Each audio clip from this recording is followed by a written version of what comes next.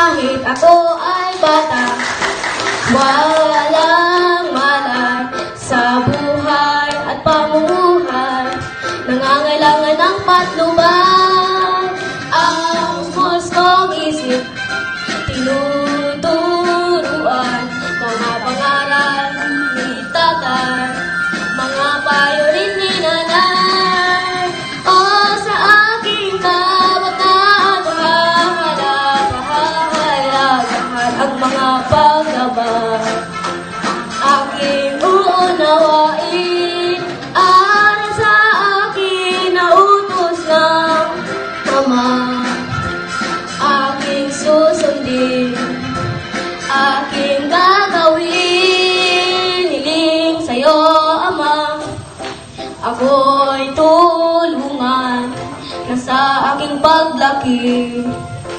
Huwag akong mahiwalay sa'yo. O sa aking kabataan, pahalagahan ang mga paggabay. Aking uunawain.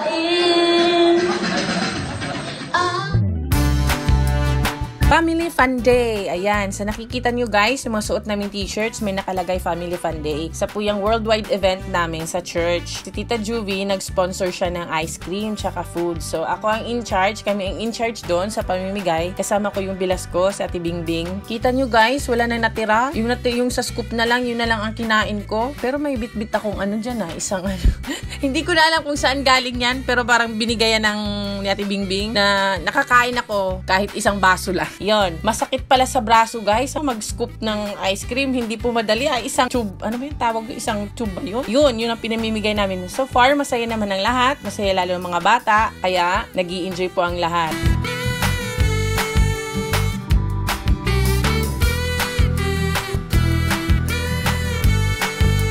After ng Family Fun Day guys, pumunta kami ng sementeryo para bisitahin yung mother-in-law ko tsaka yung asawa ng tita namin na si Tita Jinky.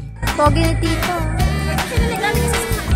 Bisita mi sa amo ang mahal sa kinabuhi. Together with my titas and my brother, ang driver, mga titas of Manila. Hi, I'm Tita Joey from Hong Kong. And the titas over there. Tita Jenky, Canada. Go! Yeah, Manoy Nat from Manila. Inday Abel from where? You, the one who introduced yourself. From Panay Island. So we are going to the cemetery. We have to visit our sister Yolinda.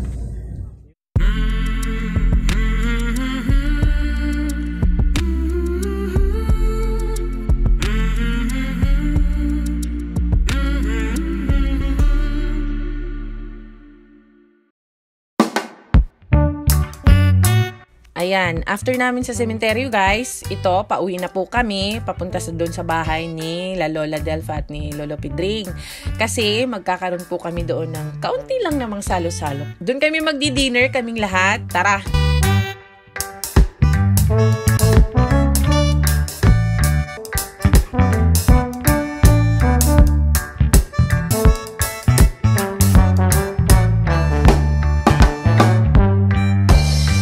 Ayan, kainan na!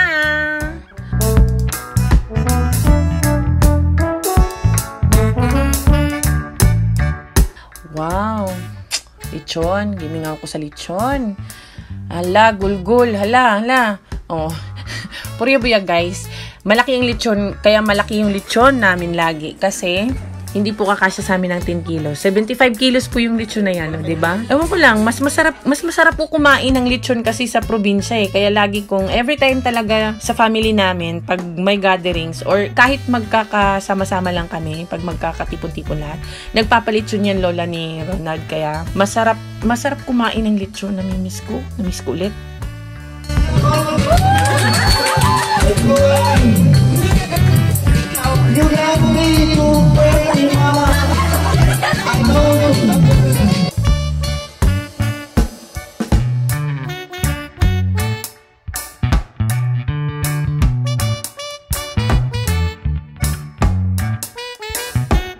Ayun guys, Sa napapansin nyo, lagi pong long table kami.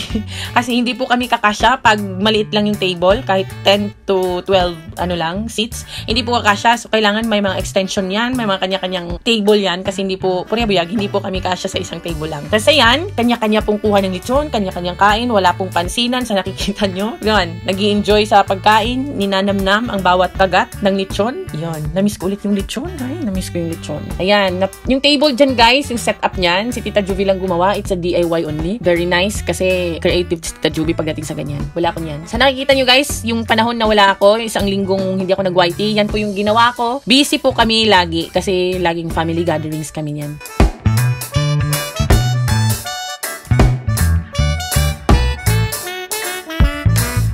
Pagkatapos niyan guys, ay mamimigay si Tita Juvie ng red envelope! Ayun. Yung red envelope, yan yung, pahalipay. Ano ba yan? Ano ba yung sa Tagalog? Basta, yun na yun. Yung pampasayan niya sa amin. O diba? Siya na nga gumasos lahat, siya pa nagbigay ng ano.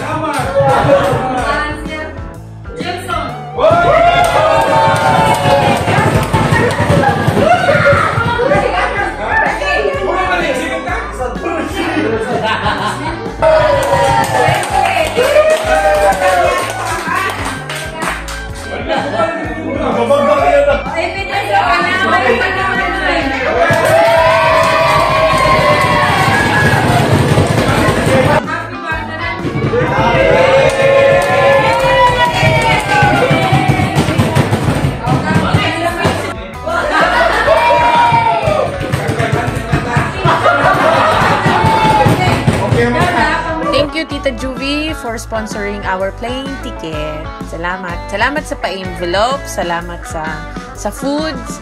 Thank you for everything. Thank you.